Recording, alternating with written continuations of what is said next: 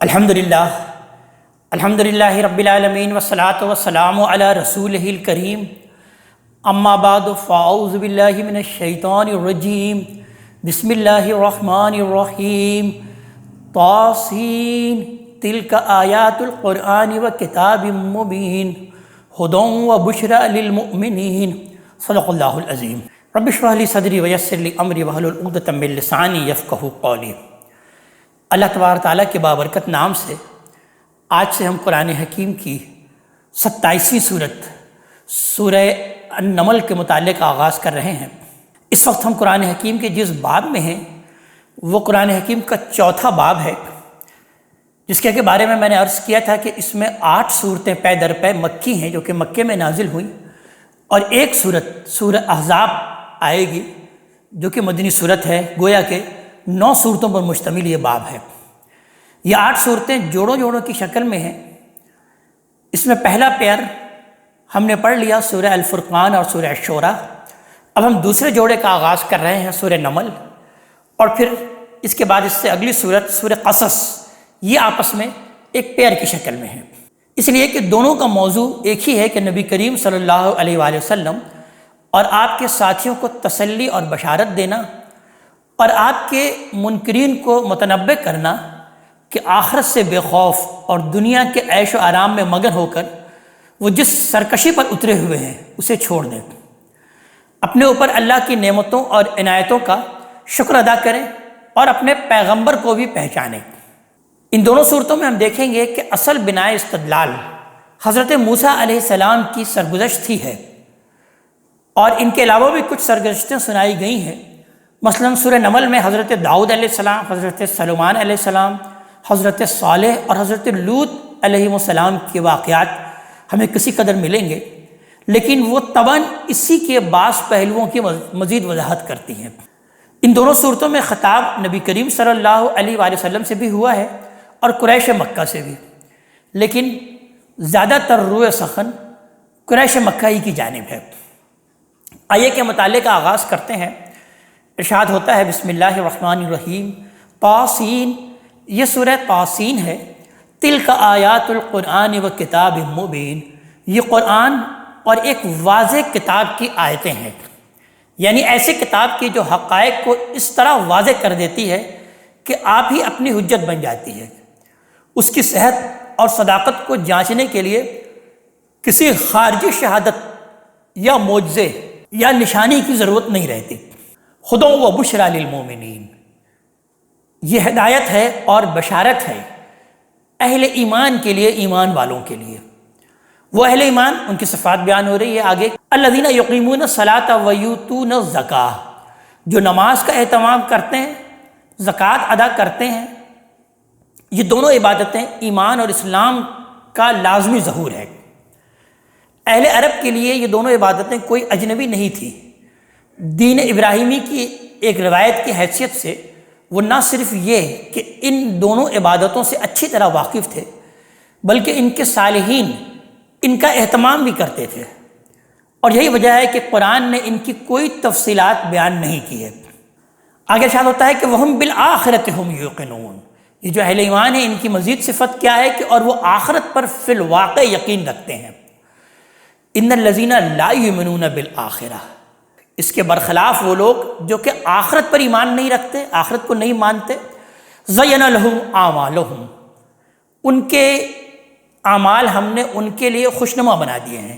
فَهُمْ يَعْمَهُونَ، پس وہ اب بھٹکتے پھر رہے ہیں، یعنی دنیا کو مطلوب و مقصود بنا کر جو کچھ وہ کر رہے ہیں اسی پر مطمئن ہے۔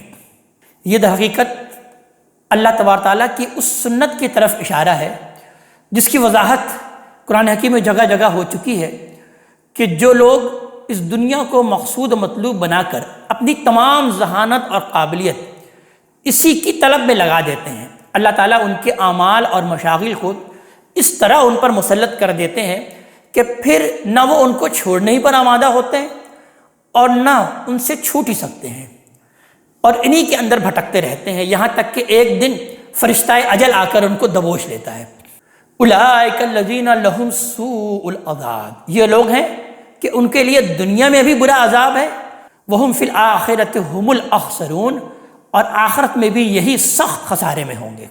وَإِنَّكَ لَتُلَقَّى الْقُرْآنَ مِن لَّدُنْ حَكِيمٍ علیم، اس میں کوئی شبہ نہیں ہے کہ یہ قرآن اے محمد صلی اللہ علیہ وآلہ وسلم آپ کو ایک حکیم اور علیم ہستی کی طرف سے دیا جا رہا ہے، یعنی اس ذات کی طرف سے دیا جا رہا ہے جس کے ہر کام میں حکمت ہوتی ہے اور وہ ہر چیز سے باخبر بھی رہتا ہے۔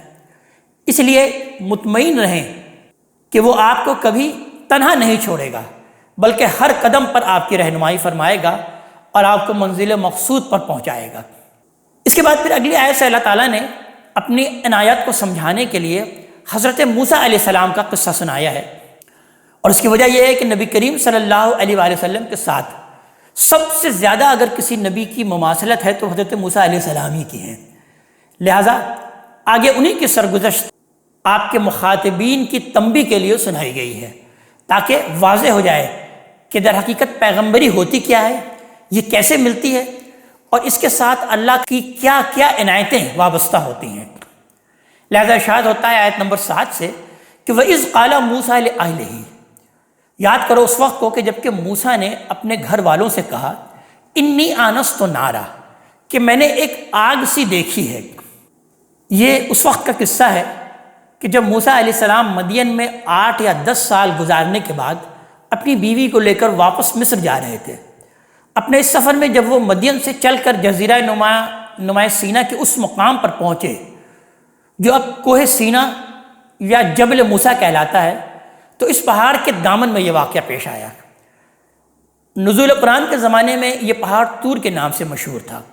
تو ارشاد ہوتا ہے کہ اذ قال موسیٰ لأہلہ، جب موسیٰ نے اپنے گھر والوں سے کہا انی آنست نارا، کہ میں نے ایک آگ سی دیکھی ہے، سآتیکم منہا بخبر، تم لوگ ذرا ٹھہرو، میں وہاں سے ابھی تمہارے لیے کوئی خبر لے کے آتا ہوں، او آتیکم بشہاب قبس، یا آگ کا کوئی انگارہ لے کر آتا ہوں، لعلکم تصطلون، تاکہ تم اسے تاپ سکو۔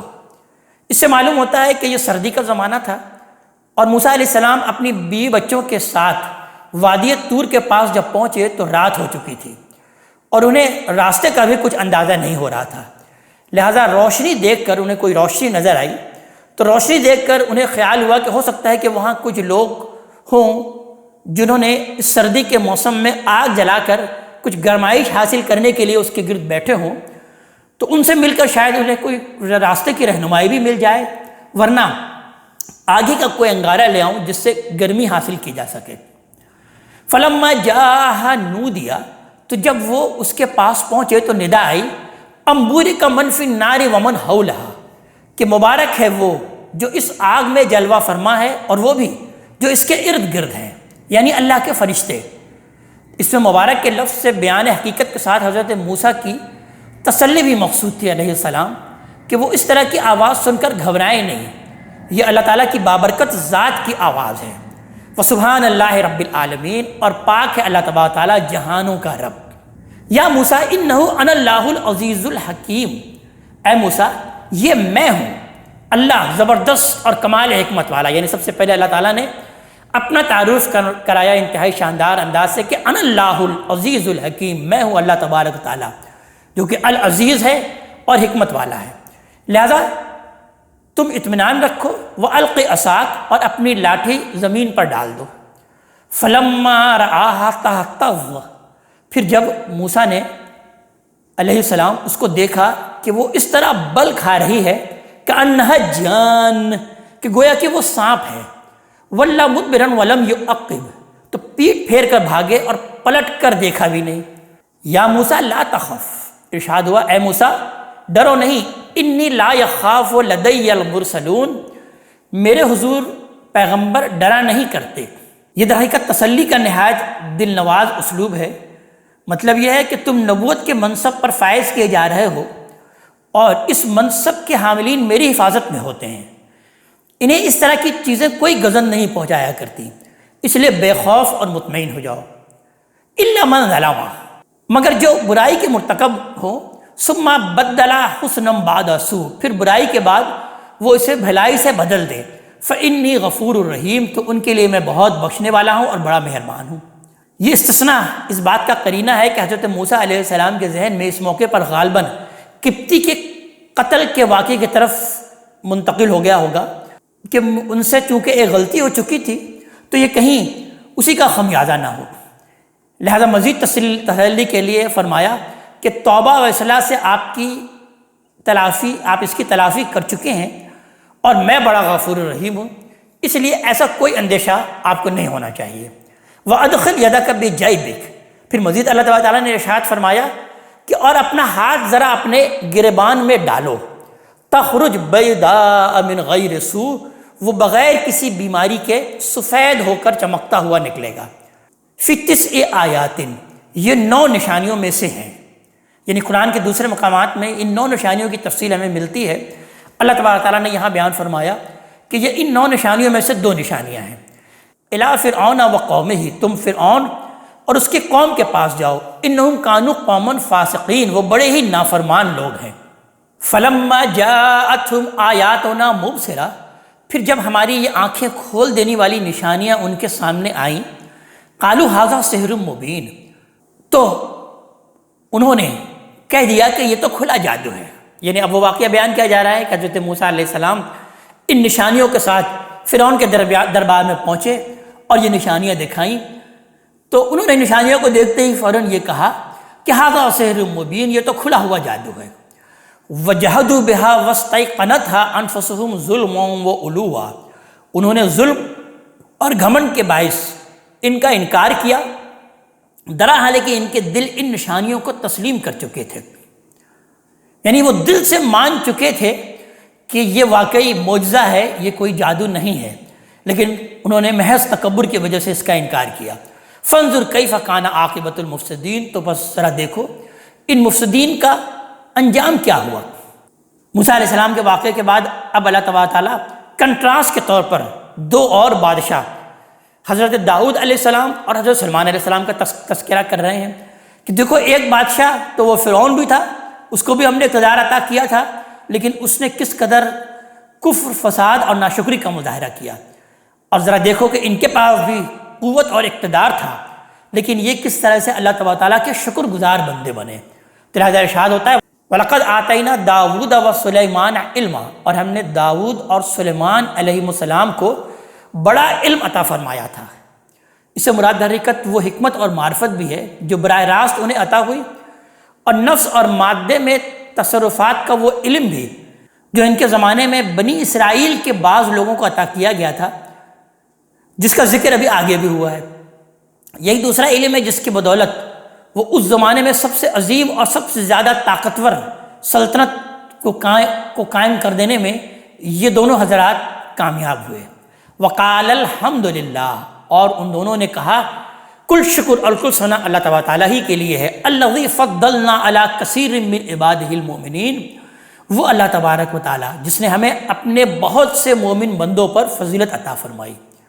یعنی فرعون اور اس کے اعیان و اکابر کی طرح نہ اپنی برتری کے زور میں مبتلا ہوئے، نہ ظلم اور گھمنڈ اختیار کیا، بلکہ اس عزت اور فضیلت پر سراپا شکر اور سپاس ہو کر انہوں نے زندگی گزاری۔ وورث سلیمان و داود، اور داؤد علیہ السلام کے وارث سلیمان ہوئے۔ داؤد علیہ السلام بنی اسرائیل کے پیغمبر اور بادشاہ تھے، ان کے بیٹے حضرت سلیمان اسی حیثیت سے ان کے وارث ہوئے۔ ان کی سلطنت فلسطین اور شرق اردن سے لے کر شام تک پھیلی ہوئی تھی۔ حضرت سلیمان علیہ السلام کا زمانہ جو ہے وہ 965 قبل مسیح سے لے کر 926 قبل مسیح تک کا بتایا جاتا ہے۔ آگے ارشاد ہوا کہ وقال یا ایھا الناس، اور حضرت سلیمان علیہ السلام نے کہا کہ اے لوگو، علمنا منطق الطیر، ہمیں پرندوں کی بولی سکھائی گئی ہے۔ بنی اسرائیل کی روایت میں بھی اس کا ذکر ہے کہ حضرت سلیمان کو اللہ تعالیٰ نے جہاں دوسری بہت سی قوتیں دی تھیں، وہاں پرندوں کی بولی کا بھی خاص علم عطا فرمایا تھا، اور اپنے اس علم کی بنا پر وہ ان کی تربیت کر کے اپنی فوج میں ان سے نامہ بری، خبر رسانی اور سراغ رسانی وغیرہ کے کام لیتے تھے۔ اس سے یہ بات بھی صاف نکلتی ہے کہ پرندوں کے اندر بھی کسی نہ کسی درجے میں نطق اور ادراک کی صلاحیت ہے۔ وَأُوتِينَا مِن كُلِّ شَيْءٍ، اور دوسری ہر طرح کی چیزیں بھی دی گئی ہیں۔ إِنَّ هَذَا لَهُوَ الْفَضْلُ الْمُبِينُ، اور بے شک یہ اس کا کھلا ہوا فضل ہے۔ لہذا پھر ایک دن ایسا ہوا کہ وَحُشِرَ لِسُلَیمَانَ جُنُودُهُ مِنَ الْجِنِّ وَالْإِنسِ وَالطَّیْرِ، جنوں اور انسانوں اور پرندوں میں سے سلیمان کے سارے لشکر ان کے ملاحظے کے لیے جمع کیے گئے۔ فَهُمْ يُوزَعُونَ، اس لیے کہ ان کی درجہ بندی کی جا رہی تھی۔ حَتَّى إِذَا أَتَوْا عَلَى وَادِ النَّمْلِ، یہاں تک کہ مارچ کرتے ہوئے جب وہ چونٹیوں کے وادی میں پہنچے، یعنی جس میں چونٹیاں بہت زیادہ تھیں، اور ہو سکتا ہے کہ چونٹیوں کی اسی کثرت کے باعث اسے وادی النمل کہا جاتا ہو۔ اس وادی کا یہ قصہ بنی اسرائیل کی روایتوں میں بھی پایا جاتا ہے۔ قالت نملۃ، تو ایک چونٹی نے کہا، یا ایھا النمل، اے چونٹیوں، ادخلوا مساکنکم، اپنے بلوں میں گھس جاؤ، لا یحطمنکم سلیمان وجنودہ، کہیں ایسا نہ ہو کہ سلیمان اور اس کے لشکر تمہیں کچل نہ ڈالیں، وہم لا یشعرون، اور انہیں اس کا احساس بھی نہ ہو۔ فتبسم ضاحکا من قولہا، سلمان علیہ السلام نے یہ سنا تو اس کی بات سے خوش ہو کر وہ مسکرا دیے۔ وقال ربی اوزینی ان اشکر نعمتک، اور بولے اے میرے رب مجھے توفیق دے کہ میں تیری نعمت کا شکر گزار رہوں، التی انعمت علی وعلی والدی، جو تو نے مجھ پر اور میرے والدین پر فرمایا ہے، وان اعمل صالحا ترضاہ، اور ایسے اچھے کام کروں جو تجھے پسند ہو، وادخلنی برحمتک فی عبادک الصالحین، اور اپنی رحمت سے اے رب تو مجھے اپنے نیک بندوں میں داخل کر لے۔ اللہ کی عظیم اور بے مثال نعمتوں پر شکر گزاری کا یہی رویہ ہے جس کو نمایاں کرنے کے لیے حضرت سلمان علیہ السلام کی زندگی کے یہ واقعات در حقیقت قریش مکہ کو سنائے جا رہے ہیں۔ وَتَفَقَّدَ الطَّیْرَ فَقَالَ، اس موقع پر سلمان علیہ السلام اپنے لشکر کے پرندوں کا جائزہ لیا تو کہا، ما لیہ لا اری الہدہد، کیا بات ہے میں ہدہد کو نہیں دیکھ پا رہا، ام کان من الغائبین، وہ موجود ہے یا کہیں غائب ہو گیا ہے، لو اذبنہ عذابا شدیدا، میں اس کو سخت سزا دوں گا، او لاذبحنہ، یا ذبح کر ڈالوں گا، او لیاتینی بسلطان مبین، یا اپنی اس غیر حاضری کے لیے وہ میرے سامنے کوئی واضح عذر پیش کرے، کوئی اپنی ایکسپلینیشن دے کہ وہ اس وقت غائب کیوں ہے۔ در حقیقت ہدہد کی غیر حاضری پر حضرت سلیمان علیہ السلام کا یہ جو غصہ ہے اور اس کا یہ جو انداز ہے، یہ بتا رہا ہے کہ ان کی فوج کے پرندے بھی نظم و ضبط کی پوری طرح پابند تھے، اور کسی خلاف ورزی کی صورت میں انہیں فوجی ضوابط کے تحت سزا بھی دی جاتی تھی۔ فمکث غیر بعید فقال، پھر زیادہ دیر نہیں گزری کہ ہدہد آ گیا اور اس نے عرض کیا، احطت بما لم تحط بہ، مجھے وہ بات معلوم ہوئی ہے جو آپ کے علم میں نہیں ہے۔ مطلب یہ ہے کہ اگرچہ دیر سے پہنچا ہوں لیکن یہ دیر کام ہی کے سلسلے میں ہوئی ہے، لہذا سبا کے بارے میں آپ جو کچھ جانتے ہیں میں اس سے آگے کچھ ایسی معلومات حاصل کر کے آیا ہوں جو بالکل تازہ ہے۔ وجئتک من سبأ بنبأ یقین، میں سبا کے ملک سے ایک یقینی خبر آپ کے پاس لایا ہوں۔ سبا قدیم زمانے کی ایک دولت مند قوم تھی، اسی کے نام پر یمن کے جنوب مغرب علاقے کو بھی اس زمانے میں سبا کہا جاتا تھا۔ اس کا دارالحکومت مارب تھا، جس کے کھنڈر آج بھی اس علاقے میں موجود ہیں۔ قوم سبا کا زمانہ 1100 قبل مسیح سے لے کر 115 قبل مسیح تک کا بتایا جاتا ہے۔ آگے ارشاد ہوا، انی وجدت امرأۃ تملکہم، میں نے دیکھا کہ ایک عورت ان پر حکمرانی کر رہی ہے، یعنی ہدہد اب یہ خبر دے رہا ہے، وہ اوتیت من کل شیء، اسے ہر طرح کا ساز و سامان میسر ہے، وَلَہَا عَرْشٌ عظیم، اور اس کا بہت بڑا تخت بھی ہے۔ آگے ہدہد کا تذکرہ بیان ہو رہا ہے آیت نمبر 24 میں کہ وجدتھا وقومھا یسجدون للشمس من دون اللہ، میں نے اس کو اور اس کی قوم کو دیکھا کہ وہ اللہ کے سوا سورج کو سجدہ کرتے ہیں۔ وزین لہم الشیطان اعمالہم، شیطان نے ان کے اعمال ان کے لیے خوشنما بنا دیے ہیں۔ فصدہم عن السبیل فہم لا یہتدون، اور انہیں صحیح راہ سے روک دیا ہے تو لہٰذا وہ اب راستہ نہیں پا رہے۔ اب یہاں سے آگے اللہ تعالیٰ نے ہدہد کی بات کے ساتھ اپنی بات کو ملا کر اسے در حقیقت مطابق حال کر دیا، یعنی اب آگے جو ہے وہ ہدہد کے الفاظ نہیں ہیں، اللہ یسجد للہ، یقیناً شیطان ہی نے روک دیا ہے۔ اللہ تعالیٰ بیان فرما رہے ہیں کہ اللہ یسجد للہ، کہ وہ اللہ کو سجدہ نہ کریں، الذی یخرج الخبء فی السماوات والارض، جو زمین اور آسمانوں کی چھپی ہوئی چیزوں کو نکالتا ہے، وَيَعْلَمُ مَا تُخْفُونَ وَمَا تُعْلِنُونَ، اور جانتا ہے جو کچھ تم چھپاتے ہو اور جو کچھ بھی تم ظاہر کرتے ہو۔ اللہ لا الہ الا ہو، اللہ کے اس کے سوا کوئی معبود نہیں۔ رب العرش العظیم، وہی عرش عظیم کا مالک ہے۔ یہ آیت سجدہ ہے، یہاں پر سجدہ کر لینا چاہیے۔ قال سننظر اصدقت، سلمان علیہ السلام نے کہا کہ ہم ابھی دیکھ لیتے ہیں کہ تم سچے ہو، ام کنت من الکاذبین، یا جھوٹ بول رہے ہو۔ اذهب بکتابی ھذا، میرا یہ خط لے کر جاؤ، فالقہ الیہم، اور اسے ان کی طرف ڈال دو، ثم تول عنہم، پھر ان سے الگ ہٹ جانا، فانظر ماذا یرجعون، پھر دیکھنا کہ وہ کیا رد عمل ظاہر کرتے ہیں۔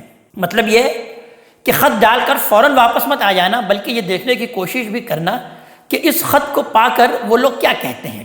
قالت، ملکہ کو جب خط ملا تو اس نے درباریوں سے کہا، یا ایھا الملؤ، اے اہل دربار، انی القی الی کتاب کریم، ایک گرامی نامہ میرے پاس ڈالا گیا ہے، انہ من سلیمان، یہ سلمان کی طرف سے ہے علیہ السلام۔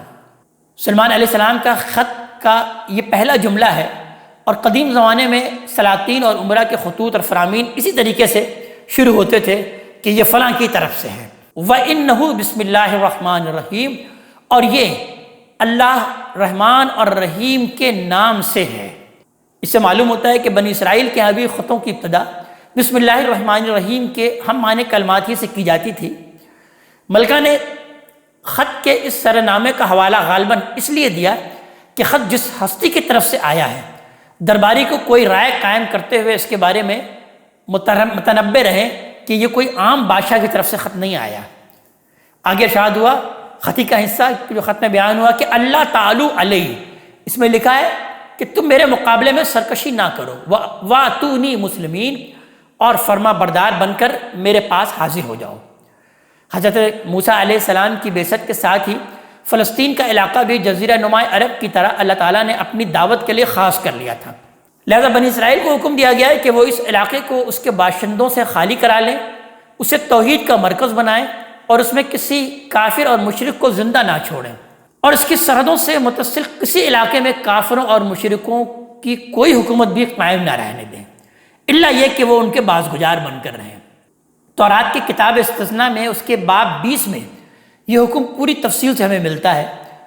سلمان علیہ السلام نے ملکہ سبا کو یہ الٹیمیٹم اسی حکم کے تحت دیا، یعنی در حقیقت یہ ایک خدائی فیصلہ تھا جو ایک خاص علاقے میں اور پیغمبروں کی وساطت سے نافذ کیا گیا، جن کی حکومت براہ راست اللہ کی حکومت ہوتی ہے۔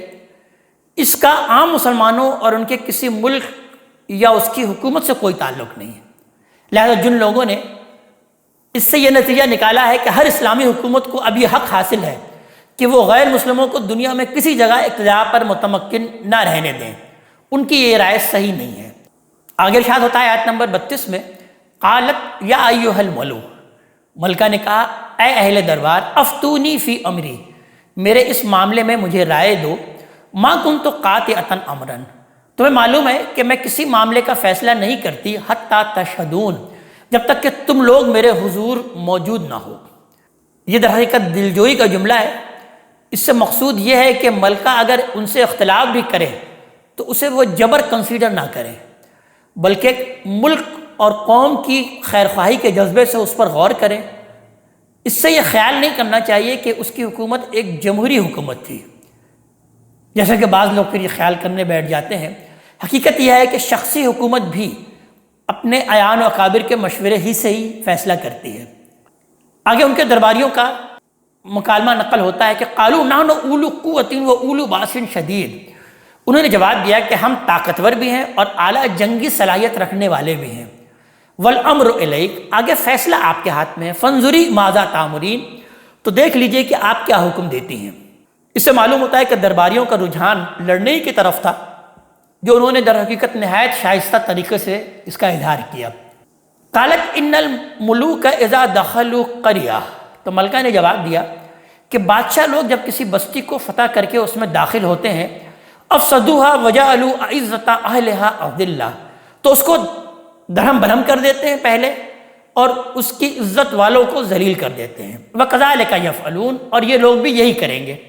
پھر آگے ملکہ نے ایک تجویز پیش کی کہ وَإِنِّي مُرْسِلَةٌ إِلَيْهِ بِهَدِيَّةٍ، میری رائے ہے کہ میں اپنی سفارت ان کی طرف ہدیے کے ساتھ بھیجتی ہوں۔ فَنَاظِرَةٌ بِمَا يَرْجِعُ الْمُرْسَلُونَ، پھر دیکھتی ہوں کہ میرے سفیر کیا جواب لے کر آتے ہیں۔ یعنی اس سے معلوم ہو جائے گا کہ وَأْتُونِي مُسْلِمِينَ کا جو مطالبہ حضرت سلمان علیہ السلام کی طرف سے کیا گیا ہے، اس سے کچھ کم پر بھی معاملہ ہو سکتا ہے یا بالآخر وہی بات ماننا پڑے گی۔ فلما جاء سلیمان، پھر جب ملکہ کی سفارت سلیمان کے پاس پہنچی، قالا، تو ان کے ہدیوں کو دیکھ کر سلمان علیہ السلام نے کہا اتمدوننی بمال، کیا تم لوگ مجھے مال پیش کرنا چاہتے ہو؟ فما آتانی اللہ خیر مما آتاکم، لہذا جو کچھ اللہ نے مجھے دے رکھا ہے وہ اس سے کہیں زیادہ بہتر ہے جو اس نے تمہیں دیا ہے۔ بل انتم بہدیتکم تفرحون، بلکہ نہیں، یہ تم ہی لوگ ہو کہ اپنے ہدیوں سے خوش ہوتے ہو۔ ارجع الیہم، تم اپنے بھیجنے والوں کے پاس جاؤ واپس۔ فلناتینہم بجنود لا قبل لہم بہا، اب ہم ان پر ضرور ایسے لشکر لے کر آئیں گے کہ وہ ان کے مقابلے کی تاب نہ لا سکیں گے۔ وَلَنُخْرِجَنَّهُم مِّنْهَا أَذِلَّةً وَهُمْ صَاغِرُونَ، اور ہم انہیں وہاں سے اس طرح ذلیل کر کے نکال دیں گے کہ وہ خوار ہو کر رہ جائیں گے۔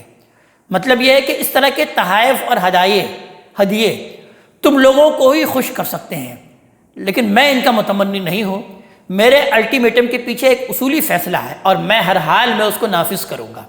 قالا، سلمان علیہ السلام کو اندازہ تھا کہ اب وہ آ ہی جائیں گے، لہٰذا انہوں نے کہا یا ایھا الملأ ایکم یأتینی بعرشھا، اے اہل دربار، تم میں سے کون اس کا تخت میرے پاس لاتا ہے؟ قبل ان یأتونی مسلمین، اس سے قبل کہ وہ لوگ مطیع اور فرما بردار ہو کر میرے پاس حاضر ہو جائیں۔ حضرت سلمان علیہ السلام کو اندازہ تھا کہ سفیروں کو واپس کر دینے کے بعد وہ لوگ سر تسلیم خم کر دیں گے، لہذا انہوں نے ارادہ فرمایا کہ ان کے آنے پر وہ اس غیر معمولی قوت اور علم حق کی سطوت کا مظاہرہ کریں جو اللہ تبارک تعالیٰ نے ان کو خاص عطا کر رکھا ہے، اور ان کو اپنے پیچھے اللہ کی طاقت کا مشاہدہ کرا دیں۔ اس کی وجہ یہ تھی کہ وہ محض تسلیم کے ساتھ بلا لینا ہی نہیں چاہتے تھے، بلکہ اس کے ساتھ ان کے ایمان اور اسلام کے بھی در حقیقت خواہاں تھے کہ وہ اسلام کو بھی قبول کر لیں۔ تو قال عفریت من الجن، جنوں میں سے ایک دیو نے پھر اس دربار میں عرض کیا انا آتی کا بہی قبل ان تقوم من مقامک، میں اس کو آپ کے پاس آپ کی اس مجلس سے آپ کے اٹھنے سے پہلے حاضر کر دوں گا۔ وانی علیہ لقوی امین، میں اس پر قدرت رکھتا ہوں اور امانت دار بھی ہوں۔ مطلب یہ ہے کہ حضور مطمئن رہے، میں اس میں کوئی تصرف نہیں کروں گا۔ قال الذی عندہ علم من الکتاب، ایک شخص جس کے پاس قانون خداوندی کا علم تھا، اس نے کہا، یعنی قانون خداوندی سے مراد کہ کائنات میں کار فرما اللہ تبارک تعالیٰ کے قانون کا اس کو علم تھا۔ یہ غالباً اسی نوعیت کا کوئی علم تھا جو ہاروت اور ماروت کے ذریعے سے دیا گیا تھا، جس کا ذکر سورہ بقرہ کی آیت نمبر 102 میں ہو چکا ہے۔ دور حاضر میں سائنسدان مادے میں کار فرما قوانین کو دریافت کر کے جس طرح آپ کرشمے دکھا رہے ہیں، ہم جانتے ہیں زمانہ قدیم میں اسی طرح کے کرشمے نفسی علوم کے ماہرین نفس میں جو کار فرما قوانین کے ذریعے سے وہ دکھاتے رہے ہیں۔ ہندو، بدھ، مسیحی اور مسلمان صوفیہ کے تذکروں میں اس کے واقعات دیکھے جا سکتے ہیں۔ اس پر کم سے کم اس زمانے میں لوگوں کو تو کوئی تعجب نہیں ہونا چاہیے کہ ایسا کیسے ہو گیا کہ اس زمانے کے سائنسدان ہزاروں لاکھوں میل کے فاصلے سے زندہ آسمان، انسانوں کی آوازیں، تصویریں اور نقل و حرکت کو بالکل چشم زدن میں اسی طرح اٹھا کر لاتے ہیں جس طرح حضرت سلمان علیہ السلام کے دربار کا یہ شخص ملکہ بلقیس کا تخت اٹھا کر لے آیا۔ اس نے کہا کہ انا آتی کا بھی قبل ان یرتد الیک طرفک، میں آپ کی پلک جھپکنے سے پہلے اس کو آپ کے پاس لائے دیتا ہوں۔ فلما راؤ مستقرا عنده، پھر جب سلمان نے علیہ السلام اس کو اپنے سامنے رکھا ہوا دیکھا، قال ھذا من فضل ربی، تو پکار اٹھے کہ یہ میرے رب کا فضل ہے، لیبلونی اشکر ام اکفر، تاکہ وہ مجھے آزمائے میں شکر گزار ہوتا ہوں یا ناشکری کرتا ہوں۔ یہ وہ اصل مقصد ہے جس کے لیے قرآن نے یہ واقعہ سنایا ہے کہ اس غیر معمولی قوت اور کمال علم کے باوجود سلمان علیہ السلام کے اندر فخر اور غرور کا کوئی جذبہ پیدا نہیں ہوا۔ بلکہ وہ مزید جھکتے چلے گئے۔ ومن شکر فانما یشکر لنفسہ، حقیقت یہ ہے کہ جو شکر کرتا ہے تو اپنے ہی فائدے کے لیے شکر کرتا ہے۔ ومن کفر فان ربی غنی کریم، اور جو ناشکری کرتا ہے تو یہ بھی اسی کا نقصان ہے، اس لیے کہ میرا رب بے نیاز ہے اور بڑا کرم فرمانے والا ہے۔ قال نکر لہا عرشہا، سلمان علیہ السلام نے حکم دیا کہ اس کو جانچنے کے لیے اس کے تخت کی صورت ذرا بدل دو۔ ننظر اتہتدی ام تکون من الذین لا یہتدون، دیکھیں کہ وہ پہچانتی ہے یا انہی لوگوں میں سے ہو کے رہ جاتی ہے جو اس تبدیلی کے بعد اسے پہچان نہ پائیں۔ یہ ایک قسم کا در حقیقت تفنن تھا جس کے لیے انہوں نے اپنے آدمیوں کو یہ ہدایت فرمائی کہ تخت کی حیت میں فی الجملہ تبدیلی کر دی جائے، تاکہ ملکہ صحابہ کے لیے ان کا اپنا تخت ایک پہلی بن جائے، اور ہم دیکھیں کہ یہ پہلی بوجھنے میں وہ کامیاب ہوتی ہے یا وہ ناکام رہ جاتی ہے۔ فلما جاءت قیل، سو جب وہ آ گئی تو پوچھا گیا اہٰذا عرشک، کیا تمہارا تخت ایسا ہی ہے؟ قالت کأنہ ہو، اس نے کہا گویا کہ وہی ہے۔ وَأُوتِينَا الْعِلْمَ مِنْ قَبْلِهَا، آپ کے یہ کمالات ہم اس سے پہلے ہی جان گئے تھے۔ وَكُنَّا مُسْلِمِينَ، اور ہم نے سر اطاعت جھکا دیا تھا۔ اس سے معلوم ہوتا ہے کہ حضرت سلمان علیہ السلام کے کمال علم اور حکمت سے تنہا ملکہ ہی نہیں، اس کے وزراء اور عمرہ بھی متاثر تھے اور پہلے سے ان کی عظمت کے قائل ہو چکے تھے۔ لہذا سلمان علیہ السلام کی طرف سے سر اطاعت جھکانے کا مطالبہ کیا گیا تو ملکہ نے چاہا کہ وہ براہ راست آپ سے ملے اور آپ کے کمالات کو دیکھے، تاکہ جو صورتحال پیدا ہو گئی ہے اس سے نکلنے کی کوئی راستہ تلاش وہ کر سکے۔ سبا کے دارالحکومت مارب سے یروشلم تک تقریباً 1500 میل کا یہ سفر اسی مقصد کے لیے پھر طے کیا گیا تھا۔ وصدھا ما کانت تعبد من دون اللہ، حقیقت یہ ہے کہ وہ مان چکی ہوتی مگر اسے ان چیزوں نے روک رکھا تھا جنہیں وہ اللہ کے سوا پوجتی تھی۔ انہا کانت من قوم کافرین، اس لیے کہ وہ ایک منکر قوم میں سے تھی۔ دنیا میں قبول حق کی سب سے بڑی رکاوٹ یہی ہے جسے قرآن نے یہاں پر ملکہ سبا کے حوالے سے بیان کیا ہے۔ دراصل روایات اور قومی روابط اور زنجیریں ہر شخص آسانی سے نہیں توڑ سکتا۔ کتنے لوگ ایسے ہوتے ہیں جن پر حق واضح ہوتا ہے لیکن وہ اپنے ماحول کے بندھنوں میں ایسے بندھے ہوئے ہوتے ہیں کہ ان سے رہائی حاصل کرنے کی جرات نہیں کر سکتے۔ صرف صاحب توفیق ہی ہیں جن کو اللہ تعالیٰ ہی توفیق دیتے ہیں کہ وہ جو کہ راہ کے ان بھاری پتھروں کو ہٹانے میں کامیاب ہو جاتے ہیں۔ یہ مشکل یوں تو ہر ایک کی راہ میں ہوتی ہے، لیکن جن لوگوں کو سیادت اور قیادت کا منصب حاصل ہوتا ہے ان کے لیے یہ مشکل کہیں زیادہ ہوتی ہے۔ وہ اپنے ماحول کے بالکل ہی غلام بن کر رہ جاتے ہیں۔ دعویٰ تو وہ لوگوں کے لیڈر کے ہونے کا کرتے ہیں لیکن چلتے ہیں لوگوں کے پیچھے پیچھے۔ آگے ارشاد ہوتا ہے قیل لہا ادخل السر، اسے کہا گیا کہ اب آپ محل میں داخل ہو جائیے۔ فلما رأتہ حسبتہ لجا، پھر جب اس نے محل کے فرش کو دیکھا تو سمجھی کہ گہرا پانی ہے۔ وکشفت عن ساقیہا، اور اپنے پنڈلیوں سے پائچے اٹھا لیے۔ قال انہ صرح ممرد من قواریر، سلمان علیہ السلام نے کہا یہ تو شیشوں سے بنا ہوا محل ہے۔ یہ صورتحال کی تصویر ہے جس میں ملکہ محل کے فرش پر قدم رکھتے ہی دو چار ہوئی۔ معلوم ہوتا ہے کہ محل کا فرش شیشے کی دبیز تختوں سے بنایا گیا تھا اور اس کے نیچے پانی بہہ رہا تھا۔ اس وجہ سے کوئی انجان جب فرش پر قدم رکھتا تو اس کو ایسا محسوس ہوتا کہ گویا وہ کسی حوض میں اتر رہا ہے۔ ایک دیہاتی جب کسی متمدن شہر کے ایوانوں اور محلوں میں داخل ہوتا ہے تو اس کی اسی طرح کی حیرانی اس کو پیش آتی ہے۔ حضرت سلمان علیہ السلام کے محل کا حال یہ تھا کہ اس کے اندر دیہاتی تو درکنار، ملکہ سبا بھی ایک دیہاتی بن گئی۔ قالت ربی انی ظلمت نفسی، اس پر وہ پکار اٹھی کہ اے میرے رب، میں نے اپنے جان پر ظلم کیا، میں اپنے جان پر ظلم کرتی رہی ہوں۔ واسلمت مع سلیمان للہ رب العالمین، سو لوٹتی ہوں اور سلمان کے ساتھ ہو کر اب میں نے اپنے آپ کو اللہ رب العالمین کے حوالے کر دیا ہے، یعنی علم اور معرفت اور پاکیزگی نفس کے حیرت انگیز کرشموں کے ساتھ اس شان و شکوہ نے ملکہ کو بالکل سرفکندہ کر دیا اور اس نے شرک اور بت پرستی سے توبہ کر کے اپنے مسلمان ہونے کا اعلان کر دیا۔ بائبل کا بیان ہے کہ حضرت سلمان علیہ السلام نے اس کے بعد اسے معزول نہیں کیا بلکہ ملازموں سمیت واپس جانے کی اجازت دے دی۔ اس پر پھر حضرت داؤد اور حضرت سلمان علیہ السلام کے یہ واقعہ اپنے اختتام کو پہنچتا ہے اور اگلے آیت سے پھر حضرت صالح علیہ السلام کا واقعہ ہمارے سامنے آئے گا۔ اسی پر ہم اکتفا کرتے ہیں۔ اللہ تبارک تعالیٰ ہمیں اپنے کلام کا فہم عطا فرمائے اور عمل کی توفیق عطا فرمائے۔ اقول قولی ھذا واستغفر اللہ لی ولکم ولسائر المسلمین والمسلمات۔